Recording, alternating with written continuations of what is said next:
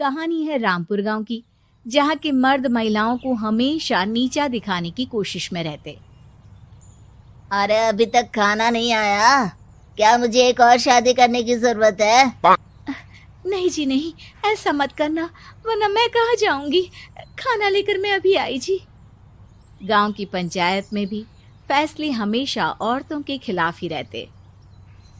मैं जो फैसला सुनाता हूँ वो भगवान की आज्ञा होती है। इस लड़के ने अपने मन से शादी करके अच्छा नहीं किया। लड़के को घर भेज दो और इसकी शादी इसकी जाति की किसी लड़के से करवा दो, लेकिन ये लड़की, इसे तो गांव के बाहर निकाल दो। नहीं नहीं जमींदार साहब, ये क्या बोल रहे हैं? ऐसा नहीं हो सकता। मेरी बेटी मासूम है, इसे अच्छे बुरे की समझ नहीं है। अरे कहाँ जाएगी ये बेचारी? कहाँ जाएगी? इतनी चिंता है तो पूरे परिवार का गांव निकाला कर देते हैं। बेचारे पूरे बसे बसाए परिवार को गांव छोड़ना पड़ता है। चाहे जो हो, अगर बेटियों को कंट्रोल नहीं कर सकते तो गांव में रहने का कोई मतलब नहीं है। यहाँ औरतों को दब कर रहना होगा। कोई भी अपने हिसाब से कुछ नहीं कर सकता, सब ईश्वर की मर्जी से ही होगा। तभी गांव का एक आदमी दौड़ा दौड़ा आता है। सरपंच साहब, जमींदार साहब, वो कालिया है ना, उसकी बेटी पढ़ने के लिए शहर जा रही है। अच्छा, ये कब हो गया? और कालिया की हिम्मत कैसे हो गई ऐसा करने की? लेकर आओ उसे और उसकी बेटी को। बस फिर क्या था, हाजिर हो जाते हैं कालिया और उसकी बेटी सरपंच के सामने। और कालिया, ये क्या सुनने में आ रहा है? बेटी को इंजीनियर बना रहा है तू? और ये बता, गांव में तो स्कूल नहीं है, फिर कहां से इतनी क्लास पास कर गई तेरी बेटी? राधा, जो कि कालिया की बेटी है, उसे लगता है कि सरपंच उसकी तारीफ कर रहे हैं। सरपंच जी, मैंने ऑनलाइन पढ़ाई की है, डिस्टेंस लर्निंग से। सभी में मैंने अच्छे नंबर पाए हैं, जिसे देखते हुए शहर की इंजीनियरिंग कॉलेज में मुझे स्कॉलरशिप मिली है। वाह जी वाह, क्या होती है ये? पहले तो ये बताओ, फिर आगे की बात करते हैं। पूरा गांव राधा की बात सुन रहा था और राधा बोलती जा रही थी। तो ऐसे मैं फ्री में एक अच्छी शिक्षा लेकर गांव में जो कुछ परेशानियां हैं, जैसे बिजली, पानी और इंटरनेट जैसी समस्याओं के लिए काम करूंगी। मैं गांव को शहर से जोड़ने के लिए पुल का निर्माण करवाने का प्रस्ताव रखूंगी। मुझे पूरी उम्मीद है कि जल्द ही हमारा गांव भी तरक्की की राह पर चल पड़ेगा। राधा की बात सुनकर सारे गांव वाले ताली बजाने लगते हैं। सरपंच को समझ नहीं आता कि वो क्या करे। चुप रह नादान लड़की, गांव के खिलाफ जाने के लिए तुझे गांव से बेदखल कर दिया जाएगा, वो भी पूरे परिवार के साथ। और हाँ, अगर ठीक से गांव में रहना चाहती है तो ये पढ़ाई लिखाई छोड़ दे।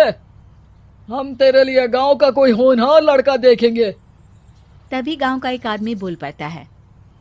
अरे नहीं नहीं सरपंच जी, राधा बिटिया जो बता रही है, अगर वैसा हो जाए तो हम लोगों को पैसा कमाने के लिए बाहर नहीं जाना पड़ेगा।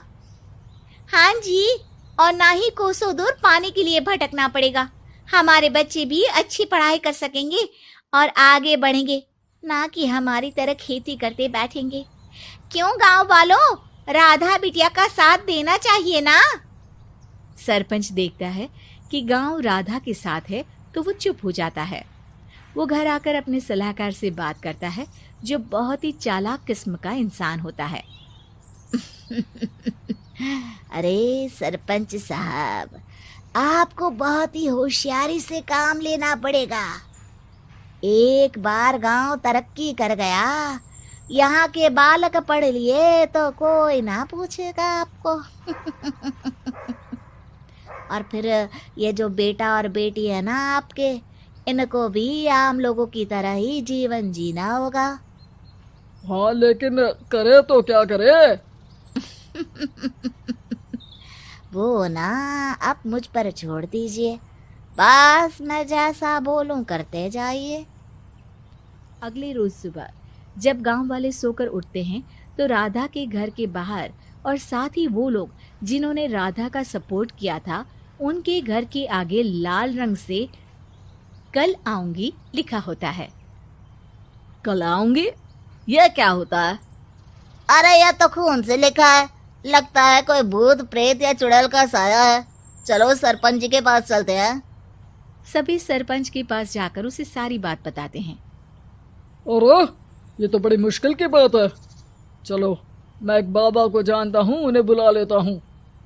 सरपंच बाबा को लेकर गांव के घर के बाहर जाता है। ओहो, तो ये वो चुड़ैल है जो उन लोगों को निशाना बनाते हैं जो गांव को बदलने का सपना देखते हैं। वो गांव को ऐसे ही संपन्न देखना चाहती है। वो नहीं चाहती कि कोई बाहरी यहाँ का कायाकल्प करे। क्या तुम लोगों में से किसी ने गांव को बदलने की सोच रखी है? तभी राधा की माँ रोते रोते आती है।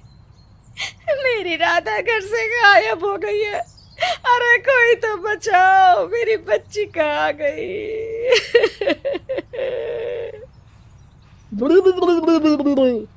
ले गई वो चुड़ैल, तेरी बच्ची को ले गई। अब वो उसे श्रापित करके छोड़ेगी, उस पर चुड़ैल का साया हो जाएगा। तभी बुरी सी हालत में राधा भी वहां आ जाती है। उसके बाल चुड़ैल की तरह फैले होते हैं और कपड़ों में खून लगा होता है। सभी राधा को देखकर डर जाते हैं। माँ, पता नहीं मुझे कौन उठा कर ले गया था। अरे दूर दूर हो जा चुड़ैल, अब हम लोग इस गांव में नहीं रुकेंगे। अरे कैसे बातें कर रहे हैं आप? कल तो आप मेरे भरोसे गांव का हुलिया बदलने, अपने बच्चों को पढ़ाने और तरक्की उन्नति की बात कर रहे थे, तो आज क्या हो गया आपको? ये फिर तुम लोगों को बहकाएगी। ये चुड़ैल गांव में आ चुकी है, ऐसे ही ये तुम्हारे घर के बच्चों को भी ले जाएगी। गांव वाले राधा को गांव से बाहर निकाल देते हैं। उसके माँ बाप रोते रहते हैं, लेकिन गांव वाले नहीं मानते। मैं भी अपनी बहन के साथ गांव के बाहर रहूंगा, लेकिन वो पढ़ाई नहीं छोड़ेगी। वहीं सरपंच के घर पर सलाहकार कहता है। देखा, सांप भी मर गया और लाठी भी नहीं टूटी। लेकिन अगले ही दिन सरपंच के घर के बाहर भी वही शब्द लिखे होते हैं। और फिर सरपंच की बीवी कहती है, हमारी बेटी को किसी ने अगवा कर लिया है। तभी राधा का भाई वहां आ जाता है। अरे गांव वालों, मैंने सरपंच जी की बेटी को देखा था। वो चुड़ैल उसे उठाकर ले जा रही थी। अरे क्या मजाक कर रहे हो? नहीं नहीं सरपंच जी, आप नहीं जानते। वो चुड़ैल अब आपकी बेटी में आ जाएगी, जैसे राधा के अंदर आ गई थी। तभी सरपंच की बेटी वैसी ही हालत में वहां आती है जैसे राधा आई थी। पापा, पता नहीं कैसे मैं गायब हो गई थी। चुड़ैल, इसके अंदर भी चुड़ैल का साया है, मारो इसे। अरे नहीं नहीं, इसे भी राधा के पास गांव के बाहर ही भेज दो। अरे चुप रहो, मेरी बेटी कहीं नहीं जाएगी और चुड़ैल वुड़ैल कुछ नहीं होता है। अरे कैसे बात कर रहे हो सरपंच जी? आप तो बोल रहे थे कि आपका फैसला भगवान का ज्ञान होता है, तो अपने पर बात आई तो अब आप ऐसे बोल रहे हैं। अरे ना ना ना, आपको अपनी बेटी को त्यागना ही होगा। अरे बुलाओ बाबा को। राधा का भाई बाबा को ले आता है, जिसे अब गांव वालों के डर के कारण सच बोलना पड़ता है। मैं कोई बाबा नहीं हूँ, मैं तो मोची था। ये सलाहकार महोदय ने मुझे कहा था एक्टिंग करने को। अब वो मुझे पैसे देने वाले हैं। अब मुझे माफ कर दो। गलती हो गई, मुझे माफ कर दो। तभी वहां राधा आ जाती है। देखा सरपंच जी, जब गांव के बच्चे साक्षर होंगे तो आप जैसे लोगों की चालाकी नहीं चलेगी।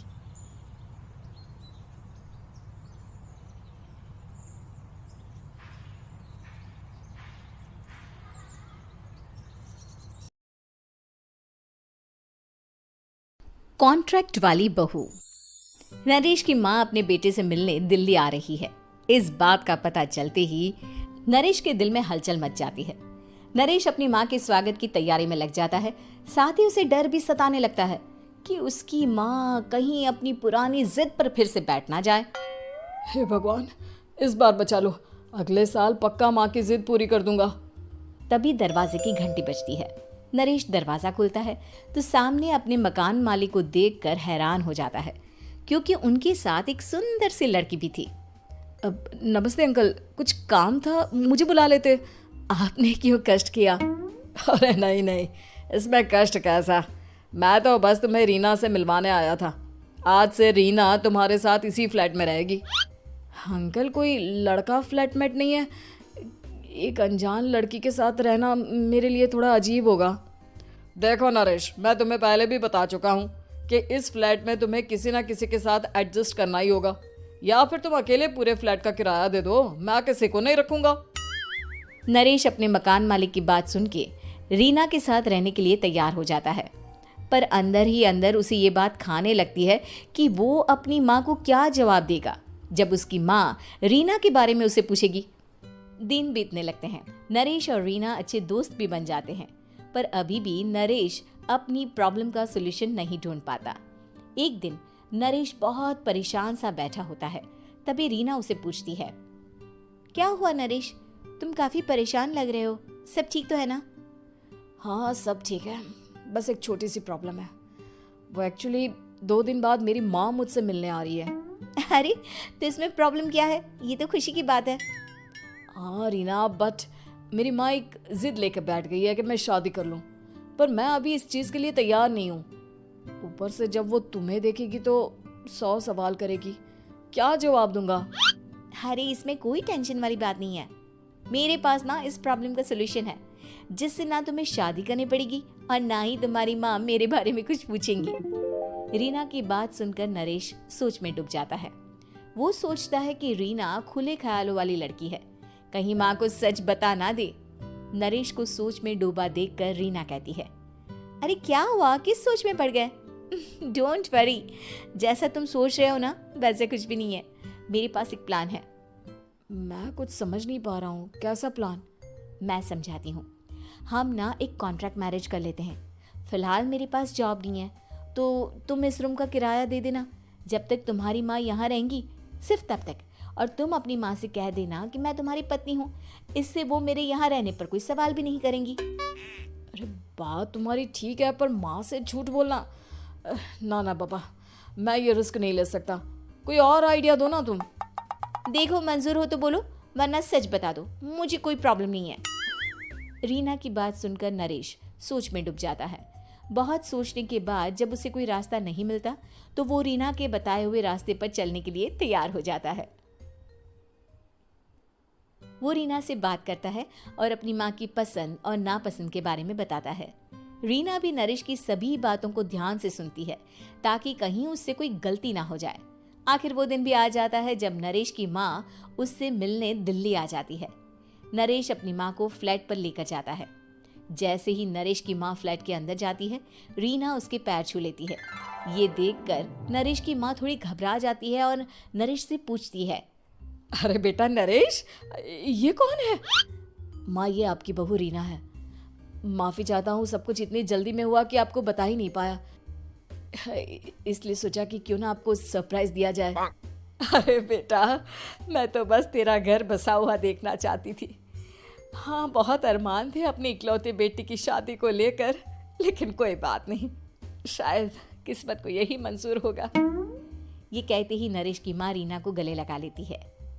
रीना बेटिया, मेरा बेटा ना थोड़ा नादान है, पर तुम काफी समझदार लगती हो और मैं जानती हूँ कि तुम इसका बहुत अच्छे से ध्यान रखोगी। माँ आप चिंता मत कीजिए, मैं सब संभाल लूंगी। नरेश की माँ अपने बहू और बेटे के साथ खुशी खुशी रहने लगती है। दिन बीतने लगते हैं। नरेश की माँ और रीना का रिश्ता बहुत मजबूत होता चला जाता है।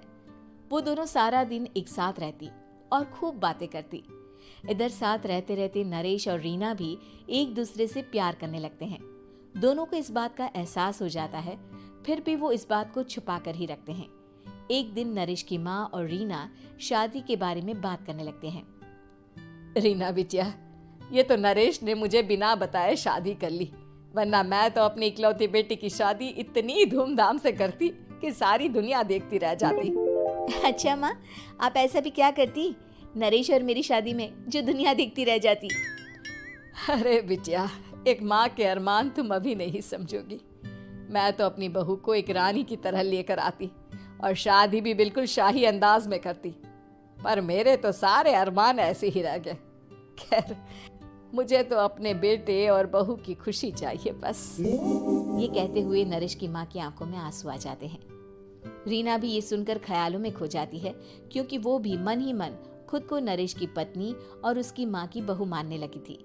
शाम को जब नरेश ऑफिस से घर आता है तो रीना खुद को रोक नहीं पाती और नरेश के सामने उसकी माँ को अपने और नरेश के रिश्ते का सारा सच बता देती है। रीना की बात सुनकर नरेश की माँ दोनों से बहुत नाराज हो जाती है और घर वापस जाने की बात करने लगती है। तुम दोनों ने मुझसे सच छुपाकर बहुत ठेस पहुंचाई है मुझे। अब तुम लोगों के साथ नहीं रहना चाहती मैं। कल ही वापस चली जाऊंगी अपने घर। माँ, मुझे माफ कर दो। ये सब मैंने रीना के कहने पर ही किया है, वरना मैं भी आपको कभी ठेस पहुंचाने के बारे में सोच भी नहीं सकता। हाँ माँ, हमने ये सिर्फ आपका दिल रखने के लिए किया। प्लीज हम दोनों को माफ कर दीजिए। तुम दोनों ने मेरे अरमानों के साथ खिलवाड़ किया है, और वैसे भी मुझे अपने बेटे के लिए एक अच्छी लड़की ढूंढनी है, इसलिए मेरा यहाँ से जाना ही बेहतर होगा। माँ की ये बात सुनकर रीना खुद को रोक नहीं पाती। माँ, क्या मैं आपके घर की बहू बनने लायक नहीं हूँ? रीना की बात सुनकर नरेश हैरान रह जाता है। नरेश की माँ भी कुछ समझ नहीं पाती। मैं कुछ समझी नहीं, आखिर तुम कहना क्या चाहती हो?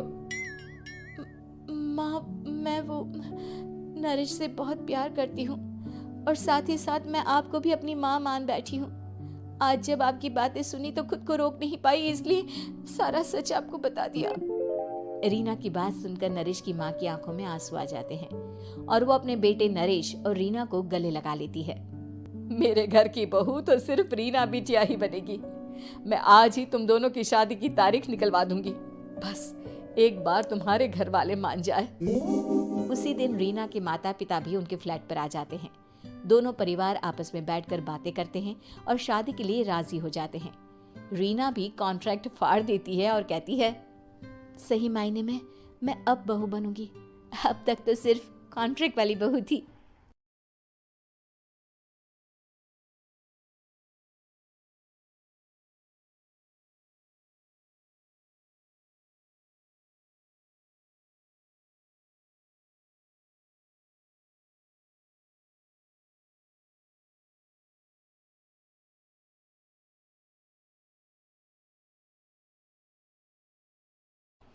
केबीसी में करोड़पति पति। सूरज के जीवन का एक ही फंडा था कि मेहनत तो गधा भी करता है, घर बैठे जो कमाए समझदार वही होता है। इसीलिए उसने कभी नौकरी ही नहीं ढूंढी। इस बात से हालांकि उसकी पत्नी शिखा बिल्कुल भी अग्री नहीं करती थी, पर फिर भी सूरज को समझाना बेकार था। टीवी में कैसे बनोगे करोड़पति का ऐड देखकर उसे लगा कि बस अब तो घर बैठे ही वो करोड़पति बन सकता है, और उसके पीछे उसने अपने सारे सोर्सेस एक्टिव कर दिए। 2 हफ्ते में उसके कलीग के साले के पड़ोसी के बेटे का सोर्स निकलता है जो कि उसे शो में पहुंचा सकता है, और सूरज उससे मिलने चला जाता है। अच्छा, तो हमें मुकेश जी बता रहे थे कि आप हमें शो में पहुंचा सकते हैं। हाँ, उसमें कोई तकलीफ नहीं है। मैं कल अगर कोशिश करूँ तो इसी महीने में आपका नंबर आ जाएगा। अरे ये तो बहुत बढ़िया हो गया। अच्छा, वो सिलेबस और क्वेश्चन पेपर का कोई जुगाड़ है क्या? उसका तो कोई जुगाड़ नहीं है। तो वो वाकई में कुछ भी पूछ सकते हैं? हाँ, वो तो बच्चन जी पर है, जो पढ़ते हैं वो पूछ लेते हैं। पहली कोशिश फेल होने पर अब सूरज के सामने एक बहुत बड़ा सवाल था कि आखिर जवाब कहाँ से लाए। तब शिखा ने एक सजेशन दिया, क्यों ना सूरज अपने चचेरे भाई सुमित से मदद मांगे, जो कि यूपीएससी की तैयारी कर रहा था। हालांकि इतनी मेहनत करना सूरज को समझ में नहीं आता था, पर कोई और रास्ता ना मिलने पर वो आखिर सुमित से बात करता है।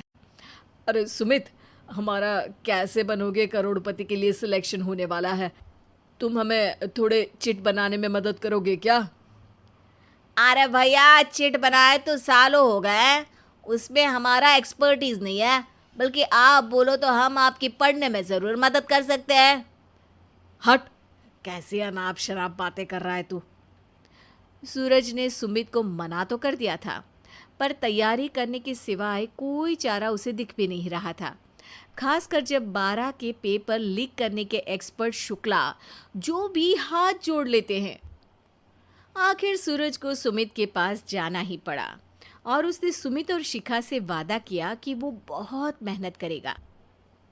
1 महीने की तैयारी के बाद फाइनल हुआ कि शो से 1 हफ्ते पहले एक ट्रायल खेला जाएगा, जहां पर सारे रिश्तेदार ऑडियंस की जगह पर होंगे और शिखा सवाल पूछेगी। दूर दराज से भी रिश्तेदार आकर हाजिर हो गए देखने कि आखिर कैसे बनेगा सुमित करोड़पति।